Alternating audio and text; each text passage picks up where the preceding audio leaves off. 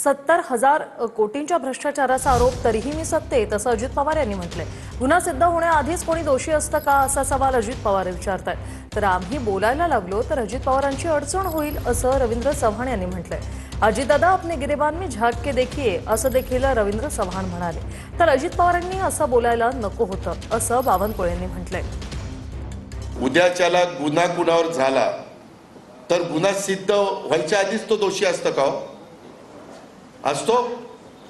तुम्हाला माहिती आहे माझ्यावर 70,000 कोटीचा भ्रष्टाचाराचा आरोप झाला ना? ज्यांनी केलं त्या सगळ्यांच्या बरोबर मी सरकारमध्ये आहे ना।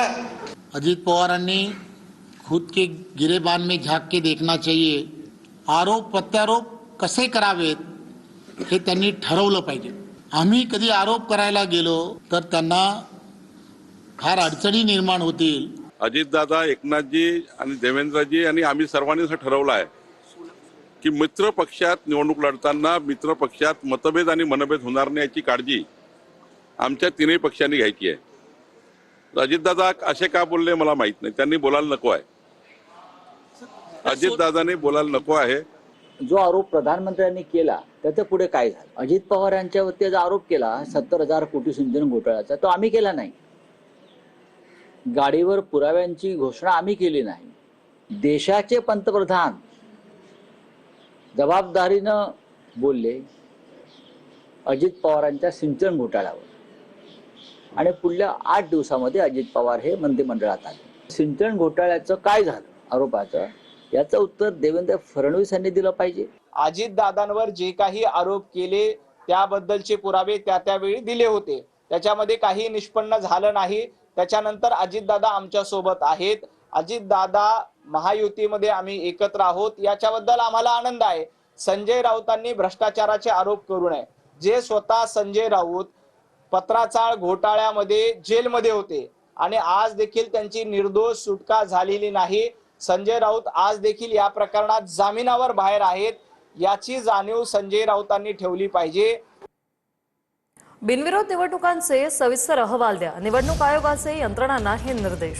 उमेदवारांनी कधी माघार घेतली, दबावाचा काही आरोप आहे का, सर्व शहानिशा करून सविस्तर अहवाल जिल्हाधिकाऱ्यांकडे मागवलेला आहे। प्रचंड पैसे, हे असा पैशाचा खेळ या लोकशाहीमध्ये कधीच झाला नव्हता। महाराष्ट्र पूर्ण बदनाम झाला, महाराष्ट्राची प्रतिष्ठा धुळीस मिळालेली आहे। 60 लोक बिनविरोध निवडून येतात, 66 ही काय निवडणूक आहे? मतदारांनी करायचं काय? मग समोरच्या उमेदवारांवरती पैशाचा पाऊस पाडायचा। 5-5 कोटी 10-10 कोटी रुपये दिले या बिनविरोध होण्यासाठी आणि उमेदवारांना माघार घेण्यासाठी। कुठल्याही दबावाने हे काही असं राज्य नाही आहे महाराष्ट्र, हे कोणी कोणावर दबाव टाकेल, कोणी कोणावर प्रेशर टाकेल, कोणी उमेदवारी वापस देईल असं नाही आहे। महाराष्ट्र हा प्रगल्भ आहे, महाराष्ट्रातली जनता ही त्या ठिकाणी सुशिक्षित आहे आणि जे काही उमेदवार वापस घेतात, जे काही अर्ज वापस घेतो, तो अर्ज तिथल्या विकासाच्या विषयावर प्राधान्य देऊन मला वाटते तिथे अनुपोत झालेले आहेत। आता ते तर मी वाचतोय न्यूज वगैरे का कशा पद्धतीनं पैशाच्या माध्यमातून रोखठोक काही नोकरीवर असणाऱ्या लोकांना ब्लॅकमेल करण्याचा प्रयत्न केला।